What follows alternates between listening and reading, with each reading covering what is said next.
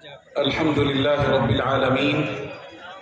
والصلاة والسلام على خاتم الأنبياء والرسل محمد بن عبد الله الأمين وعلى آله وصحبه أجمعين، أما بعد، فأعوذ بالله من الشيطان الرجيم. بسم الله الرحمن الرحيم. يا أيها الذين آمنوا قوا أنفسكم وأهليكم نارا وقودها الناس والحجارة عليها ملائكة غلاظ شداد لا يعصون الله ما أمرهم ويفعلون ما يؤمرون. صدق الله العظيم. وقال الله تعالى: ربنا آتنا في الدنيا حسنة وفي الآخرة حسنة وقنا عذاب النار. شہنشی پر تشریف فرما. جہاں تک اس پروگرام اور کانفرنس کے عنوان کا تعلق ہے کہ اس میں دو زندگی کے الگ الگ زاویوں کو سمونے کی کوشش کی گئی ہے. ایک طرف مسلمانوں میں، مسلم کمیونٹی میں تعلیمی انقلاب برپا کیا جائے، اور دوسری طرف فقر و فاقہ اور غربت سے انسانی سماج کو نکالا جائے اور ان کو ان کے بنیادی حقوق فراہم کیے جائیں، انہیں معاشی اعتبار سے اتنا خوشحال بنا دیا جائے کہ وہ دست سوال دراز نہ کریں، جن کو اپنی نان شبینہ کے لیے در در کی ٹھوکریں نہ کھانا پڑے.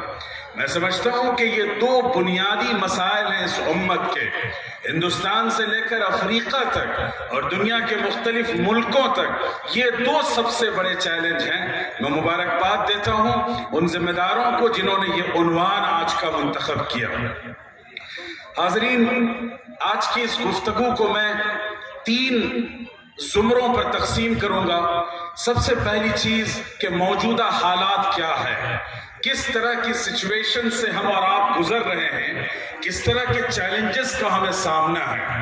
اور دوسری بات اسلامی نقطہ نظر سے اس کا سولوشن اور اس کا حل کیا ہے، اور تیسری بات کہ اس ملک میں پرامن بقائے باہم پیسفل کو ایگزسٹنس کے لیے ہمیں کیا کردار ادا کرنا ہے. یہ 3 چھوٹی چھوٹی باتیں ہیں، اور میں چاہوں گا کہ کم سے کم وقت میں اپنے اس پیغام کو آپ کے سامنے رکھ دوں. حاضرین، ہم نے قرآن مجید کی ایک آیت آپ کے سامنے تلاوت کی. اللہ تعالیٰ نے فرمایا: یا ایھا الذین آمنوا، اے لوگوں جو ایمان لائے، قوا انفسکم واہلیکم نارا، اپنے آپ کو اور اپنی نسلوں کو ڈراؤ اس آگ سے جس کا ایندھن انسان اور پتھر بننے والے ہیں، اور پھر اس جہنم اور اللہ کی اس آگ پر جو فرشتے منتخب کیے گئے ہیں وہ بہت سخت روح ہیں، وہ بہت سخت مزاج ہیں، وہ کسی طرح کی نرمی اور رواداری کے قائل نہیں ہے. پایا کہ وہ اللہ کے حکم کی پیروی کرتے ہیں اور اللہ کے حکم کی نافرمانی نہیں کرتے. یہ قرآن مجید کی ایک آیت ہے. مولانا مفکر اسلام حضرت مولانا علی میاں ندوی رحمۃ اللہ علیہ نے ایک جگہ لکھا تھا کہ میرا جی چاہتا ہے کہ اس آیت کو مسلمانوں کے گھروں اور در و دیوار پر لکھ دیا جائے تاکہ وہ اپنی زندگی کے آبجیکٹیوز، اپنی زندگی کے مقاصد پر اپنی نگاہ رکھیں. وہ زندگی کی اس چکا چوند اور زندگی کے سفر میں راستہ کھو نہ دیں، اپنی منزل سے بھٹک نہ جائیں. زندگی کے 2 فلسفے ہمارے سامنے ہیں. ایک فلسفہ یورپ نے ہمیں دیا. یورپ کا فلسفہ یہ تھا کہ جیو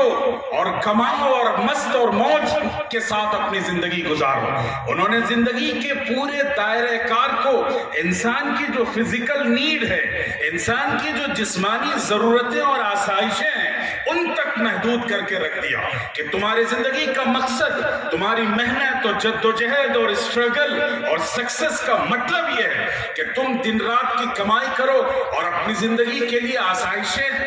جمع کرو اور پھر اپنی زندگی میں مست اور مگن ہو جاؤ. یہ تصور دیا تھا مغرب نے، الہادی نظام نے، وہ نظام جو ایتھزم پر مبنی ہے، جو خدا کو نکارتا ہے، جو خالق کائنات اور کریٹر کو ریجیکٹ کرتا ہے، اور وہ کہتا ہے کہ انسان خود خدا بن جائے زمین پر، جس کو فرعون نے کہا تھا انا ربکم الاعلی، میں تمہارا سب سے بڑا خدا ہوں، ہماری پیروی کی جائے گی، ہماری غلامی کی جائے گی، ہمارا حکم تسلیم کیا جائے گا۔ آج پوری دنیا کا پولیٹیکل سسٹم، اکنامیکل سسٹم، جتنا سماجی نظام ہے وہ اسی اصول اور ضابطے پر ہے، لیکن ہم اللہ کی کتاب پر یقین رکھتے ہیں، ہم اس دین اور مذہب پر ایمان رکھتے ہیں جو اللہ کا سچا مذہب ہے، جو ستیہ سندیش ہے، ایشور کی طرف سے تمام انسانوں کو دیا گیا۔ تمام پیغمبر اور میسنجر، اللہ کے پروفٹس اسی پیغام کو لے کر آئے تھے، اور وہ پیغام تھا کہ تم اس دنیا میں بھیجے گئے ہو ایک مسافر کی طرح، تمہیں سفر کرنا ہے، منزل تک پہنچنا ہے، لیکن تمہاری آخری منزل وہ اپنے رب کی رضامندی ہے، اپنے رب کی غلامی ہے، اپنے رب کو خوش کرنا ہے۔ لیکن افسوس کی بات یہ ہے کہ ہم ایک ایسے نظام تعلیم اور ایجوکیشن سسٹم کے حوالے کر دیے جو نظام ہمیں اللہ سے بے پرواہ کر چکا، اپنی زندگی کے مقاصد سے بے تعلق کر چکا، ہماری منزل سے ہمیں بھٹکا دیا اس نے، اور ہم اسی پر مگن اور مست ہو کر ملنگ ہو کر چلے جا رہے ہیں، ہمیں اپنی منزل کے سراغ کی تلاش نہیں ہے۔ تو محترم دوستو، اللہ تعالیٰ نے فرمایا کہ اے وہ لوگوں جو ایمان لائے، اور یہ آیت سب سے پہلے مخاطب کرتی تھی ان لوگوں کو جنہوں نے آقا علیہ السلام کے ہاتھ پر ایمان لائے تھے، جنہوں نے کلمہ لا الہ الا اللہ پر سب سے پہلے عہد لیا تھا، سب سے پہلے انہوں نے کمٹمنٹ کیا تھا، ان لوگوں کے بارے میں کہتا ہے قرآن، اے وہ لوگوں جو ایمان لا چکے، قو انفسکم، اپنے آپ کو ڈراؤ۔ اور بات یہاں پر مکمل نہیں ہوئی، صرف سیلف ریسپانسبلٹی کافی نہیں ہے، بلکہ اللہ نے فرمایا وَأَهْلِيكُمْ، اپنے اہل و عیال کو، اپنی فیملی کو، اپنے بال بچوں کو، اپنی سوسائٹی کو اس اللہ کے عذاب سے اور ناکامی سے بچاؤ۔ کوئی اللہ فرماتے ہیں کہ سکسیس اور فیلئر کا جو کانسیپٹ ہے بنیادی اسلام میں، وہ تنہا میں کامیاب ہو جاؤں، یہ سیلفشنس ہے، یہ خود غرضی ہے۔ اور میں کہتا ہوں نوجوانوں سے، آج کے دور میں صرف دو چیزوں کا رواج ہے، ایک سیلفی کا اور دوسرے سیلفشنس کا۔ آج کا سماج ہمیں اسی راہ پر اور اسی ڈگر پر ڈال چکا ہے۔ تو اللہ تعالیٰ نے ہمیں فرمایا کہ اگر ایمان لا چکے ہو تو اب اطمینان سے نہ بیٹھو،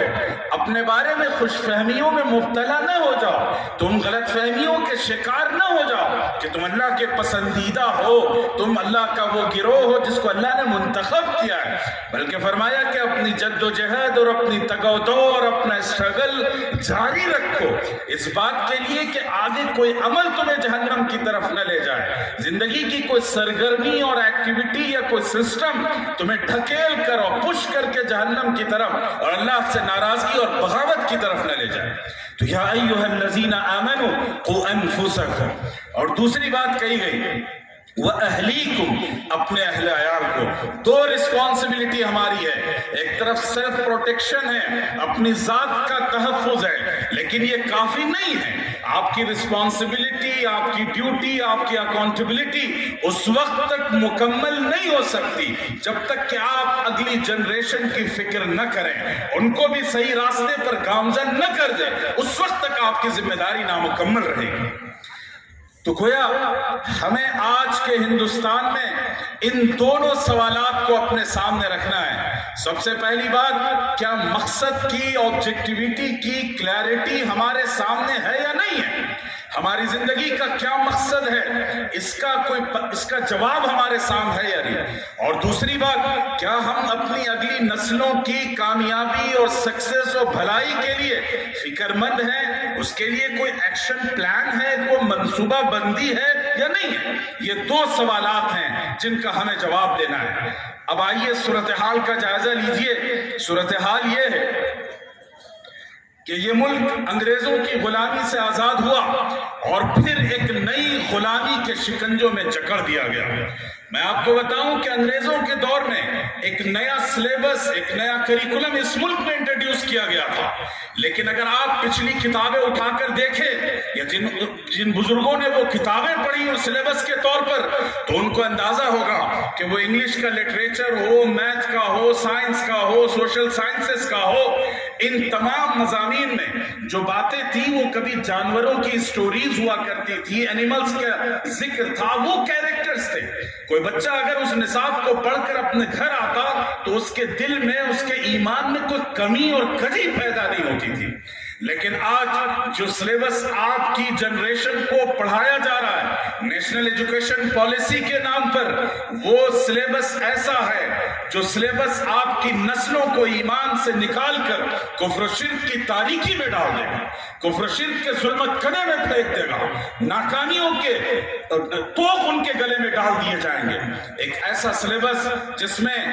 ایک خاص وچار دھارا کو، ایک خاص ریلیجن کو، ایک خاص مذہب کو اور ان کے جو میتھس ہیں، میتھولوجی ہے، اس کو سلیبس کا حصہ بنا دیا گیا، اور اس طریقے سے ان نسلوں کے ایمان پر ڈاکہ ڈالا جا رہا ہے اور ان کے ایمان میں شکوک، ان کے دل میں شکوک و شبہات کے کانٹے چبھے جا رہے ہیں تاکہ ان کا رشتہ اسلام سے، آقا جناب محمد رسول اللہ صلی اللہ علیہ وسلم سے کاٹ دیا جائے، اور پرسنل اللہ کے نام پر، نئے نئے لیجسلیشن کے نام پر، قانون سازی کے نام پر، قانون شریعت پر حملہ کیا جا رہا ہے۔ اور اس کا مقصد کیا ہے؟ انہیں پتا ہے کہ آپ ہزار قانون بنا دیں، جو لوگ اللہ اور اس کے رسول پر ایمان رکھتے ہیں وہ اپنی شریعت پر قائم رہیں گے، وہ اپنے دین پر قائم رہیں گے، وہ قرآن مجید اور آقا علیہ السلام کی سنت و سیرت پر قائم رہیں گے۔ دنیا کی کوئی طاقت اور کوئی قانون سازی ان کے قدموں میں تزلزل نہیں پیدا کر سکتا۔ تو جب انہیں یہ پتا ہے تو پھر یہ قوانین میں تبدیلی اور میڈیا پر آ کر ہرزہ سرائی اور برہنہ گفتاری اور مسلمانوں کو منہ چرانے کی کوشش کیوں کی جا رہی ہے؟ اس لیے کی جا رہی ہے کہ وہ جو تماشا بھی نوجوان نسل ہے اس کے دل میں شکوک و شبہات کے کانٹے چبھو دیے جائیں، اس کے دل میں آقا علیہ السلام کی سنت و سیرت کے بارے میں مسکنسپشنز کریٹ کر دیا جائے، اس کے دل و دماغ میں قانون شریعت اور اسلام کے حوالے سے غلط سوالات انکلکیٹ کر دیے جائیں۔ اصل یہ مقصد ہے، گویا ٹارگٹ قانون شریعت نہیں ہے، ٹارگٹ اصل میں آپ کی اگلی نسلوں کا ایمان ہے۔ تو گویا ہم ایک ایسے سماج اور ایک ایسے ایجوکیشن سسٹم کا حصہ ہیں جو سسٹم ہمارے بچوں کو ایتھزم کی طرف، خدا بیزاری کی طرف، الحاد اور ارتداد کی طرف لے جا رہے ہیں، اور یہ جو صورتحال ہے سب سے زیادہ کنسرننگ ہے۔ یاد رکھیے گا 1450 سال سے یہ امت اپنی جانوں کا نذرانہ پیش کرتی رہی، اس امت کے خون کی ہولیاں کھیلی گئی۔ یقین مانیے پورے شعور کے ساتھ، پورے کانشیسنس کے ساتھ یہ بات بتانا چاہتا ہوں کہ اگر مسلمانوں کے علاوہ کوئی دوسرا ازم ہوتا، کوئی دوسری کمیونٹی ہوتی، وہ سرنڈر کر چکی ہوتی اور اس کا وجود ختم ہو چکا ہوتا، لیکن یہ کلمہ لا الہ الا اللہ محمد الرسول اللہ صلی اللہ علیہ وسلم کی کرشمہ سازی ہے کہ یہ امت اپنی پوری آئیڈینٹیٹی کے ساتھ، اپنی پوری شناخت کے ساتھ، اپنے پورے بلیف سسٹم کے ساتھ آج پوری دنیا میں قائم و دائم ہے۔ تو اب مسئلہ یہ ہے کہ اگر الحاد اور ارتداد کے یہ طوفان آپ کے گھروں پر دستک دے رہے ہیں اور آپ کی نسل نو کو اپنا شکار کر رہے ہیں، ایسی صورت میں ہمارا اور آپ کا ایکشن پلان کیا ہونا چاہیے، کاؤنٹر پالیسی کیا ہونی چاہیے، ہم کس طریقے سے ان چیزوں کا مقابلہ کر سکیں، آج ہمیں اس پر غور کرنا ہے، اور آپ کی کانفرنس اصل میں اس کا جواب دینے کے لیے آپ کو بلائی ہے۔ تو دیکھیے سب سے پہلی بات آقا علیہ السلام نے فرمایا طلب العلم فریضۃ علی کل مسلم، علم کا حاصل کرنا ہر مسلمان پر فرض ہے، اوبلیگیٹری ہے۔ علم دین کے الگ الگ لیولز ہیں، یہاں پر عالم اسلام کے ممتاز مجتہد اور فقیہ موجود ہیں، مفسر موجود ہیں۔ ہر مسلمان کے لیے مجتہد اور فقیہ اور مفسر بننا ضروری نہیں ہے، یہاں پر نوجوان علماء اور ایکسپرٹ فقہ اسلامی کے موجود ہیں، ہر مسلمان کے لیے یہ ایکسپرٹیز حاصل کرنا ضروری نہیں ہے۔ اس لیے کہ اسلامک ایجوکیشن کا یہ ہائیسٹ لیول ہے، لیکن جو ایلیمنٹری لیول ہے، جو سب سے بنیادی سطح ہے، جس کا جاننا اور سیکھنا ہر مسلمان پر فرض ہے، اس میں نہ کسی مرد کا ایگزمپشن ہے، نہ کسی عورت کا استثناء ہے، نہ کسی بوڑھے کا اور جوان اور بچے کا استثناء ہے، وہ ہے طلب العلم فریضۃ علی کل مسلم۔ اپنے عقیدے کو سیکھیے، توحید کس کو کہتے ہیں، ونس آف گاڈ کا تصور کیا ہے، اسلام کا شرک کیا ہے۔ علماء یہاں موجود ہیں، مجھے افسوس ہوتا ہے، دینیات کا ہمارا پورا سلیبس اٹھا کر دیکھ لیجئے، اس میں ارکان اسلام ملیں گے، اس میں نواقض وضو ملیں گے، نواقض غسل ملیں گے، لیکن دینیات کے اس پورے کریکولم میں آپ کو نواقض اسلام نہیں ملتے۔ وہ چیزیں، وہ ایکٹیویٹیز، وہ سلوگنز، وہ کام جس کے ذریعے سے انسان اسلام سے نکل جاتا ہے، کفر کی طرف چلا جاتا ہے، شرک کی طرف چلا جاتا ہے، اس کو ہم ڈسکس نہیں کرتے رہے۔ لیکن آج وقت کا تقاضا ہے کہ ہمیں ارکان اسلام کے ساتھ ساتھ نواقض اسلام کو بھی اپنے بچوں کو سکھانا ہوگا، اس لیے کہ جو سلیبس آج پڑھایا جا رہا ہے، میں یہ نہیں کہتا کہ پڑھایا جائے گا، آج سلیبس میں وہ چیزیں شامل کر دی گئی ہیں، اس سلیبس کو پڑھ کر جب بچہ گھر آئے گا تو روزانہ 3 سے 4 مرتبہ کم سے کم وہ شرک کا شکار ہو۔ اس لیے یہ جو ایک خدا کا تصور ہے، یہ صرف اسلام کا میسج نہیں ہے، یہ ہندو مذہب کا میسج ہے، یہ کرسچنیٹی کا ہے، جوڈائزم کا ہے۔ ہمارے بہت کم ہندو بھائی اس بات کو جانتے ہیں کہ خود ہندو اسکرپچرز میں اور جو دھارمک پستک ہیں اس میں اللہ کی توحید کا پیغام آیا ہے۔ ویدوں نے کہا تھا کہ ایکم برہما دوتیو ناستی نے ناستی کنچن، برہما خدا صرف ایک ہے، دوتیو ناستی دوسرا نہیں ہے، دوسرا نہیں اور ہرگز ہرگز دوسرا نہیں ہے۔ ویدوں نے ہمیں بتایا تھا کہ نتسیہ پرتماستی یشنا مہا یشا، اس ایشور کی کوئی مورتی، کوئی اسٹیچو نہیں ہے، بلکہ اس کے نام کا جاپ اور ذکر کرنا اصل میں اس کی پوجا اور پرارتھنا ہے۔ تو گویا یہ توحید کا پیغام پوری دنیا میں صرف مسلمانوں نے محفوظ رکھا ہے ذکر، دنیا کے مختلف ازم نے، مختلف دھرموں نے ان کو یہ میسج دیا گیا تھا، لیکن انہوں نے فراموش کر دیا، بھلا دیا اور توحید کی جگہ شرک نے لے لی۔ اس لیے ہم اس ایکتا کا میسج اور سندیش تمام انسانوں کو دیں کہ ایک ایشور ہے، ایک پالنہار ہے، ایک کریٹر ہے، ہم سب اسی کی پوجا کریں گے اور وہی صرف پوجنی ہے۔ تو گویا میں بتا رہا تھا کہ وہ نصاب جو آپ کے بچوں کو شرک کی طرف لے جا رہا ہے، کفر کی طرف لے جا رہا ہے، اس سے اپنی نسلوں کو بچائیے۔ تو طلب العلم فریضہ، اس سلیبس کو جو انسٹیٹیوشن کور کرتا ہے، جو اس میدان میں کام کرتا ہے، وہ ہے ہمارا مکاتیب کا سسٹم۔ افسوس یہ ہے کہ آج مکتب کے نظام کو کمزور کر دیا گیا۔ آج سے 30 سال 40 سال پہلے ہر مسجد میں صباحی اور مسائی مکتب ہوا کرتا تھا، اور جو بزرگ یہاں بیٹھے ہیں جنہوں نے کبھی مدرسے کا رخ اختیار نہیں کیا ہوگا لیکن انہیں کلمہ یاد ہے، احکام اسلام یاد ہے، وہ مکتب کے رہین منت ہیں، وہی مکتب نے انہیں سکھایا تھا۔ تو آج علماء جو مدرسوں کے ذمہ دار ہیں،